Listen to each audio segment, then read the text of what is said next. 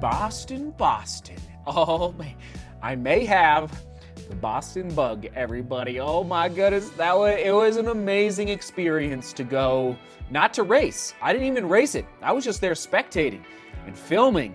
And oh my, I might have the Boston bug, everybody, the BQ bug. So Stevons09, you get the comment of the day, 2 days ago said, I'm not crying, you're crying. So this was pulled from the Boston Marathon All the Feels vlog, where I basically made this cinematic compilation of all the footage from the 2023 Boston Marathon. So I'm filming this vlog in 2023. And then it goes on to say, thank you, Seth, for so beautifully capturing the Boston experience.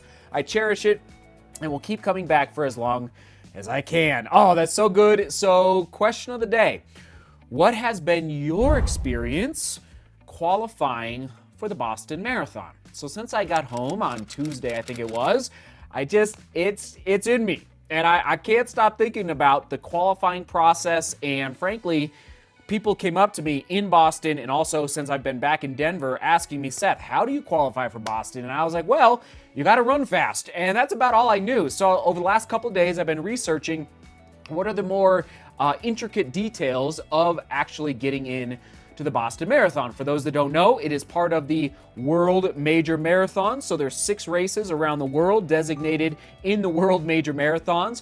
We're talking Tokyo, London, Berlin. Those are the 3 outside the United States. And then in the United States, we're looking at Boston, New York, and Chicago. Okay, and Boston is the hard one. It's the fast, like you gotta run. And actually, isn't it interesting? As far as I know, it's the only one out of the 6 major marathons that has this acronym, the BQ. All right, you gotta Boston qualify. You gotta find a race that is a BQ race, a Boston qualifier race. So we got this. You know, if you hear BQ in a running circle, they're talking about a Boston qualifying race. Okay, so I might be hooked. And here's the deal. My Rotterdam Marathon race from a year ago actually would not count for the 2024 Boston Marathon. I would have to run another marathon in this, basically in the next, between now and September. And I'm going to read through a couple details just so you have all the information if you're interested in qualifying for, oh yeah, and I'll just mention before I forget, this discussion really popped up in person over some drinks in Boston, but also over on Discord, but also down in the comments, this idea of plotting out, let's say, a 5 to 10 year goal within DGR and DDGR for hitting the World Major Marathons. All right, so we're talking Berlin, we're talking Tokyo, we're talking London, all of them, and who knows? There's rumblings that they might add the World Major Marathons, the Abbott World Major Marathons might add a 7th marathon to the mix. So I've heard Valencia is in the talks, Cape Town down in South Africa, and then I think there was one maybe in China as well. So who knows? Maybe there'll be another one added between now and let's say 2030. So it might not just be these 6 that we'd have to chase down. But that's kind of where this whole dreaming session came about. And so far for me, as you all know, many of you know, I've only done New York and I've done it twice. But I've never done Chicago, never raced one of the European ones over, Berlin or London. So here's the deal. The qualifying window for the 128th Boston Marathon, so this past weekend was the 127th on Monday on Patriots Day, is the 128th, so 2024, is scheduled to take place on April 15th, 2024. The qualifying window will begin on September 1st, 2022. So that's why the Rotterdam Marathon falls outside of that window. Registration details for that race will be announced following the 2023 Boston Marathon, which we're all kind of waiting for. The qualifying window will remain open until the conclusion of registration for the Boston Marathon. Registration dates will be announced in the coming months. Only, this is interesting, and this is where the BQ comes in, and this is where the tips and tricks, like where did you qualify for the Boston Marathon? What course did you like? Which course did you try and you came up a little short?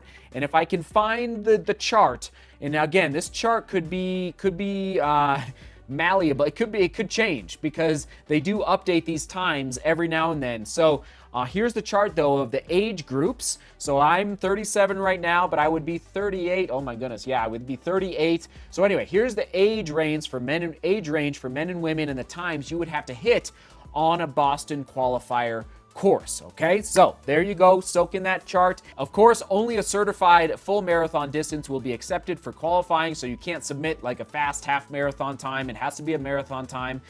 Distances shorter than a full marathon will not be accepted. Times from indoor marathons or virtual marathons are not accepted for qualifying purposes.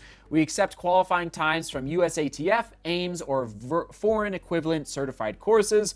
Let's see, the Boston Marathon does not designate which races meet qualifying standards, and they make that very clear on their website.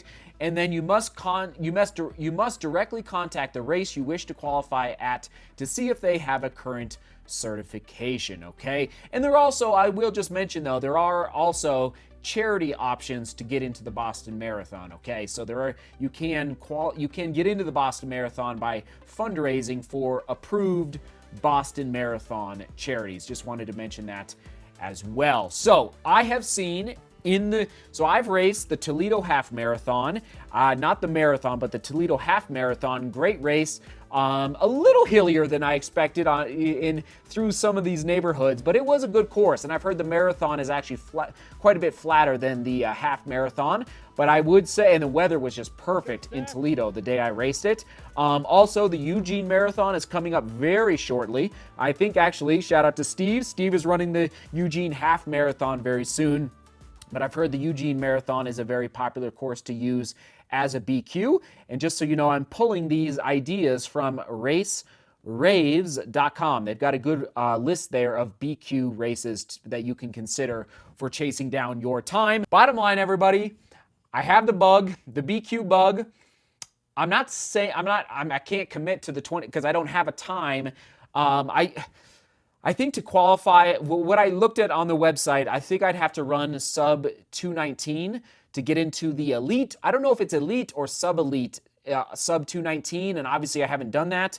I'd have to run, 3 minutes faster. I'd have to go from 5:25 a mile, which is what I raced in Rotterdam, down to 5:18 a mile. Okay, so that's, you think 7 seconds a mile. It's like you can do that, Seth, but it's like it adds up. 7 seconds is no joke. So, but it's definitely on my bucket list to try and knock out in 2023. I just don't know if I'll get it done before that application window is closed. So that's kind of where I'm at with the Boston Marathon. I'm intrigued. I'm very excited. It was incredible to be there on the ground, even though we were in the elements, and it was wild. But I gotta say, if you get it, even if you never qualify, just go watch it and cheer it on. Oh my! And if you can get to Hopkinton to the start, it's special. Like these shots at the starting line. It was just really, really an amazing experience there in Boston, in Boston, but also in Hopkinton as well. So everybody, those are my thoughts on the Boston Marathon qualifying dream session right now. We'll of course toss it to the cinematic vlog from 3 or 4 days ago. In case you missed it, it'll be right there. Oh man, I can't wait to read your comments because I need your help and your insights and your tips and tricks for the Boston veterans out there who have raced Boston many times and have qualified many times. All right, everyone, seek beauty, work hard, and love each other. See you tomorrow.